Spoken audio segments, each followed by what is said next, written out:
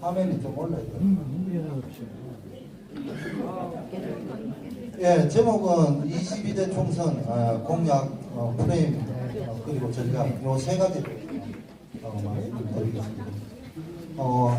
시간이 없는 관계로 일단 진행시키면서 다음 편.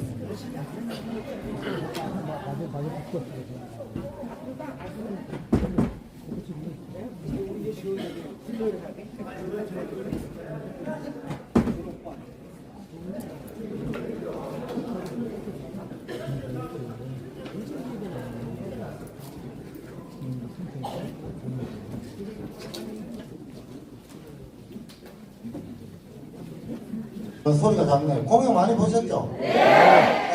대표 공약 뭐가 있습니까? 네. 연금. 여러 가지가 있는데 이 부분은 노인 어르신 대책입니다. 이 부분이 우리가 가장 중요하게 여기는 거는 우리의 표가 여기에 있지 않느냐라는 겁니다. 그래서 노인 원래는 기초연금인데 노인연금을 30만원에서 50만원 지금 최대로 받는 게 물가 상승률 해가지고 33만 7천원 정도로 알고 있거든요. 방금 예라고 하신 분이 그것을 받고 계신 분입니다. 손을 안 들어도 제가 어디서 나온지 알고 있습니다. 그런데 지금 65세 이상 만입니다. 어르신 10명 가운데 4명이 일할 정도로 힘들다. 그래서 이 부분들을 우리가 가장 대표적인 공약으로 세웠습니다. 자, 이런 건 안 읽으셔도 됩니다. 이 부분을 경로당이라든지 친구분들한테 야, 그럼 돈은 어디서 나느냐? 그러면 허경영처럼 뭐 도둑놈이 많다 이런 말을 했어도 되는데 예산을 조금 절약할 때가 있거든요. 우리가 제 고향 군위에 가면 30억짜리 화장실을 하나 만들어놨어요. 하루에 몇 명이 이용할 것 같아요? 5명 너무 많이 잡았습니다. 한 명입니다. 한 명 하는데 30억입니다. 그런 데가 수도 없이 많아요.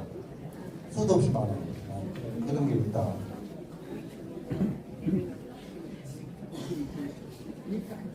다음요.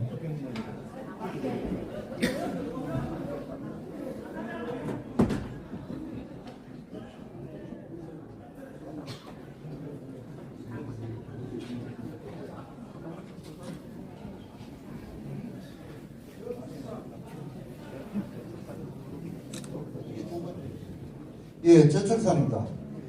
저출산에 우리 엄자미 위원장님이 원래부터 그러니까 야 그렇게 박사가 원래가 뭐냐 2023년부터 이렇게 해달라는데 제가 원래부터라고 하는 거는 현수막 제작 비용을 좀 줄이기 위해서입니다. 작년에도 쓰고 올해도 쓰고 그래서 했는데 정확히는 작년 2023년부터 태어난 아이에게 0세에서 19세에 50만 원 줍니다. 그럼 총 1억 2천이 되는데 자 국민의힘 같은 거는 어떻게 하느냐 하면 이자율 같은 경우 조금 1.8% 애를 낳으면 낮춰주고 더불어당은 잘 모르겠어요. 이렇게 하는데 우리게 저쪽은 조금 포퓰리즘적으로 국민들을 생각할 것 같아요. 표를 끌어들이는 그랬는데 우리는 조금 더 정확하게 했다 이런 말씀을 드리고요. 청년입니다. 청년 부분은 이게 이제 반값 아파트 100만 원인데 이 기준이 서울 마곡이 대략 한 11억 정도 해요. 그러니까 제가 계산하니까 서울 마곡 기준으로 4억 5천에서 5억 가까이 공급이 가능하겠더라고요. 그러면 지방 같은 경우는 그만큼 사지는 게 아니라 건축비가 기본 건축비가 있죠. 그죠? 한 700만 원에서 800 지방하고 서울이 다르거든요. 그러면 700만 원 하면 30평 하면 한 2억 한 5천 정도. 그러니까 3억 내외로 공급이 가능하다 이렇게 보시면 됩니다. 제 말 거짓말이겠죠. 네, 공급이 가능합니다. 국토균형 발전입니다. 제가 원래 지방에도 사람이 산다 그러니까 대표님이 버럭 화를 내시더라고. 지금 당연히 사람이 살지. 그거는 조금 강한 어쩌고요. 지방에 있는 사람들도 잘 사는 그런 사회가 됐으면 좋겠다. 그래서 메가시티 이야기는 메가라는 말이 크다라는 뜻이잖아요. 그죠? 좀 크게 움직이는 게 낫겠다. 그러면 나중에는 어떤 공무원 수도 줄이고 일할 여지들이 좀 있거든요.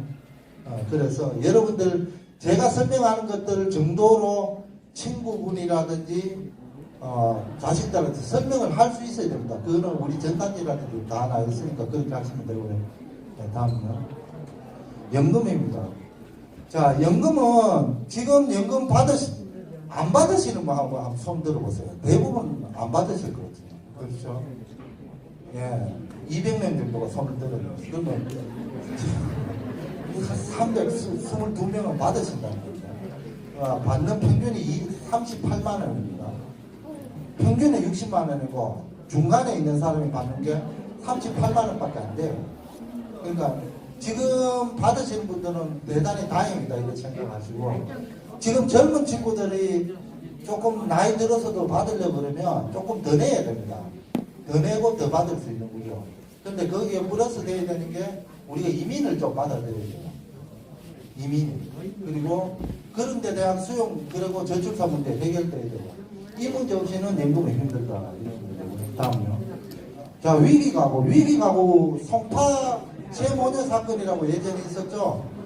예, 그분들이 나오시려고. 진짜 아사 상태로 어디서 나오시려고 이거. 그래서 이분들에 대해서 긴급 대책이 있거든요. 안 돼, 안 돼. 6개월치 사회도록 해줍니다. 근데 6개월 끝나면 어떻게 돼요? 또 위기가구 되겠죠. 자, 그런 문제를 해결하기 위해서 우리는 원래 해야 된다? 안 돼. 안 돼, 못 넣어. 얘가 높아서 안 돼. 안 돼, 안 돼. 그러니까 다시 여기가 높아서 안 된다니까. 빠질처럼 해줘야 된다는 거고요. 다음. 자, 소상공인 대책은 이거는 그 대표님 얘가 내셨는데 높아서 안 돼. 대출 상환을 굴절이에요, 굴절. 작년 11월부터 원금 상환에 들어갔습니다. 그러니까 제가 뭐 좀 계산을 해봤는데 이것들을 3년은 최소한 연장을 해주면 조금 도움이 될 것이다 이렇게 봅니다. 지금 몇 분 지났죠? 5분밖에 안 10분 지났어요. 남았습니다. 좀 빨리 진행하자고요. 아닌데? 네, 다음은 고금리 대책입니다. 5분밖에 안 지났어요. 자, 이건 지나가겠습니다. 네. 다음은요. 네, 재정경제. 이게 사실은 21대 총선 때 우리가 굉장히 강조를 했거든요. 몇 조 늘어났죠? 문재인 때? 예. 300조, 400조, 뭐 어떤 사람 600조 이렇게 나왔는데 대략 축에 따라, 기준에 따라 400조 정도 늘었거든요. 그런데 그때 냈던 게 재정 준칙입니다. 준칙은 뭐냐면 룰. 물가 상승률이 2%면 그 내외에서 조금 움직였어요. 그런 준칙이 있었더라면 문재인 정부의 그런 무분별한 부채 늘리는 것들을 우리가 막을 수 있지 않았느냐 이런 생각이 들고요. 다음은 자, 프레임입니다. 자, 프레임은 이거는 걸리면 그러니까 못 빠져나오도록 해야 됩니다. 우리 프레임을 걸고 전화독재 정권 심판이라는 프레임을 지금 걸고 있습니다. 물론 좌우 진영 논리는 기본적으로 걸고 있고요. 그런데 우리는 기득권 대 반기득권 구도로 우리는 가고 있는데, 자, 이 프레임이 걸릴까요? 안 걸릴까요? 안 걸려요. 예, 안 걸린다는 소리가 남자분이고 걸려요 하는 분이 여자분이니까 이게 걸릴 수도 있고 안 걸릴 수도 있다고 보는데, 제가 전에 이제 설명한 바로는 이 프레임은 좋긴 좋은데 우리가 혜택을 보다는 제3지대 개혁신당이 이 이득을 가져갈 가능성이 굉장히 높은 프레임이에요. 그래서 우리 쪽으로 어떻게 가져오는가는 지금도 전략팀에서 대표님 고민하고 있다 이렇게 말씀드리고, 다음은요. 전략입니다. 다음은요. 자, 뭐 해놨는데 영어로 써놓으니까 쉽죠, 그죠? 짧고.